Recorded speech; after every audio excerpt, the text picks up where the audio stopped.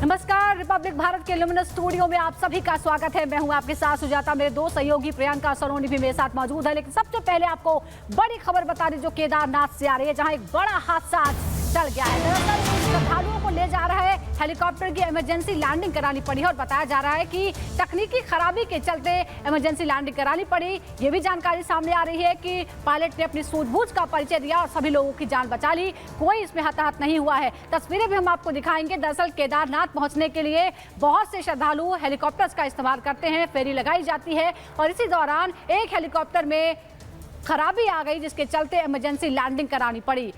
कोई इस दौरान हताहत नहीं हुआ है। ये बड़ी राहत की खबर है। तस्वीरें भी हम आपको दिखाएंगे।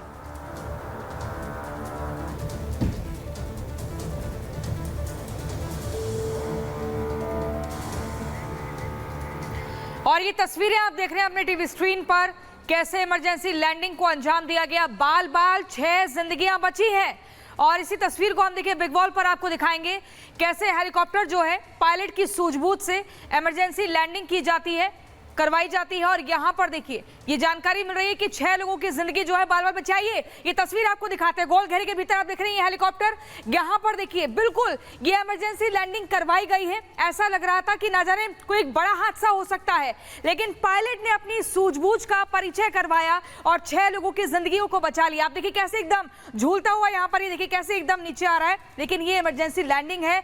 बहुत ही चीजों का, तकनीकी चीजों का ध्यान रखते हुए इसकी इमरजेंसी लैंडिंग हुई है। केदारनाथ की तस्वीरें आप देख रहे हैं। पूरा स्टाफ देखिए यहाँ पर आ चुका है। हर किसी की निगाह इस हेलीकॉप्टर पे थी, न जाने क्या होगा, लेकिन कुछ तकनीकी कारणों की वजह से ये इमरजेंसी लैंडिंग करानी पड़ी। हालांकि इस इमरजेंसी लैंडिंग की इतने सही तरीके से उम्मीद नहीं की जा रही थी।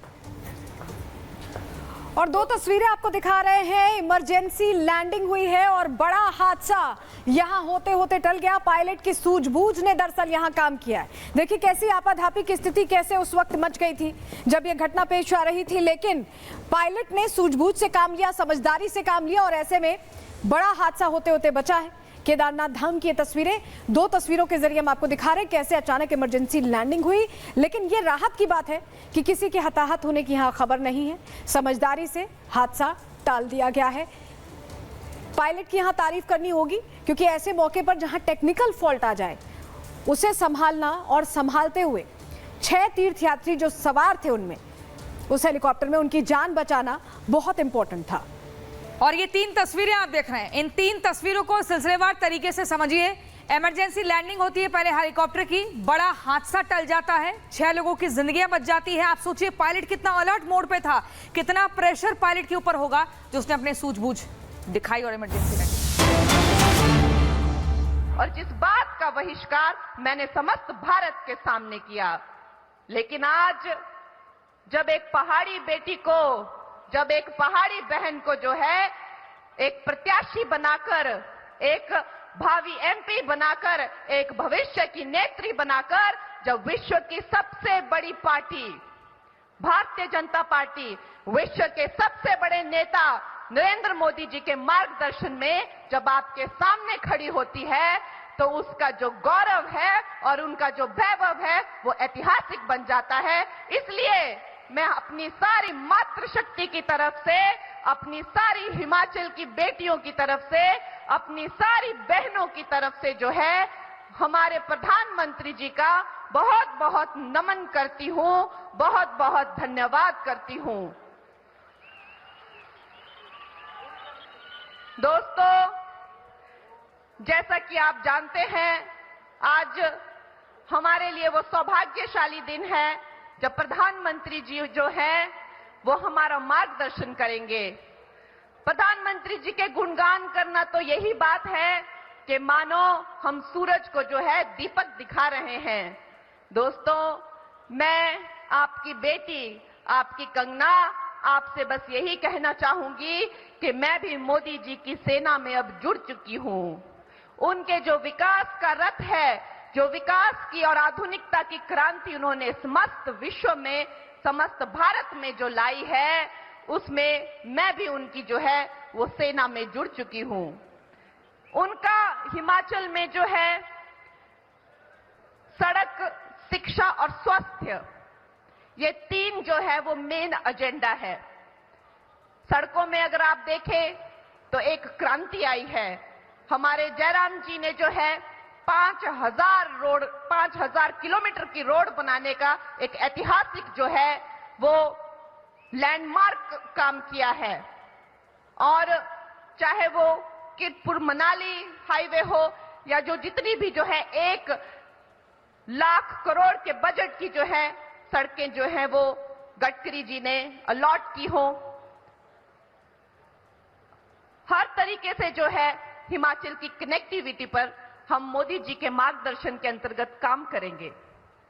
और जहां तक आधुनिकता की बात है कि हम कभी सोच सकते थे कि हमारे हिमाचल प्रदेश में जो है वो IIT, IIM, एम्स जैसे बड़े बड़े संस्थान खुलेंगे, हम कभी सोच नहीं सकते थे।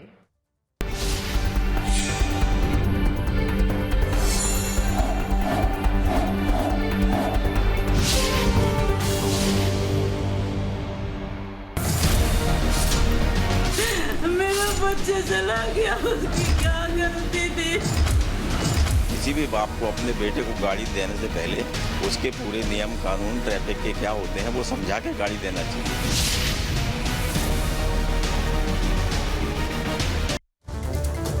और इसी बीच अगली बड़ी खबर आपको बता दें, Pune hit and run case में पुलिस कमिश्नर ने बड़ा खुलासा किया है और ये बताया है कि कैसे नाबालिग गाड़ी चला रहा था, आरोपी नाबालिग गाड़ी चला रहा था। ये विस्फोटक खुलासा पुलिस कमिश्नर ने किया है। हमारे पास इसके पुख्ता सबूत हैं, ये सीपी ने कहा है। ये लापरवाही नहीं बल्कि गैर इरादतन हत्या का केस है। आरोपी को पता था कि कोई हादसा हो सकता है। थाने में पिज्जा खिलाने के आरोपों की जांच जारी है। ड्राइवर का नाम लेकर गुमराह करने की कोशिश हुई। ये सब कुछ बातें एक प्रेस कॉन्फ्रेंस में पुलिस कमिश्नर द्वारा की गई हैं। ये बड़ा विस्फोटक खुलासा किया है और इसी बीच अब आपको सुनवाते हैं पुलिस कमिश्नर ने क्या कुछ कहा है, कैसे इन बातों का खुलासा किया है। हमारे जांच में ये स्पष्ट आया है कि ये जो जुवेनाइल एक्यूज्ड है यही गाड़ी चला रहा था और इसके लिए क्रोनोलॉजिकली जो एविडेंस जरूरी थे वो एविडेंस इकट्ठा किए गए हैं। उदाहरण के तौर पे जब वो घर से निकला था उसके घर के सिक्योरिटी गार्ड के पास की जो रजिस्टर है उसमें पहली एंट्री है कि ये लड़का, ये आरोपी ये गाड़ी लेके निकला है। इस प्रकार के सीसीटीवी फुटेजेस और अलग अलग एविडेंस, टेक्निकल एविडेंस के तौर पे हमारी निश्चित हुई है कि ये गाड़ी ये जुवेनाइल एक्यूज चला रहा था। इसके साथ साथ आई विटनेसेस की स्टेटमेंट भी हमारे पास है जो टेक्निकल एविडेंस को कोरोबोरेट करती है। इसमें हमने बताया कि इस प्रकार की कुछ अटेम्प्ट घटना होने के कुछ घंटों में करने का प्रयत्न किया गया था कि इसमें ड्राइवर, ये एडल्ट ड्राइवर ये गाड़ी चला रहा था और ये आरोपी ये गाड़ी नहीं चला रहा था। इस तरह की बात सामने आ रही है। इसकी हम पूरी तरीके से तहकीकात करके जो भी इस प्रकार का प्रयत्न किया उसके विरुद्ध 201 IPC एविडेंस डिस्ट्रक्शन के तहत कार्रवाई की जाएगी।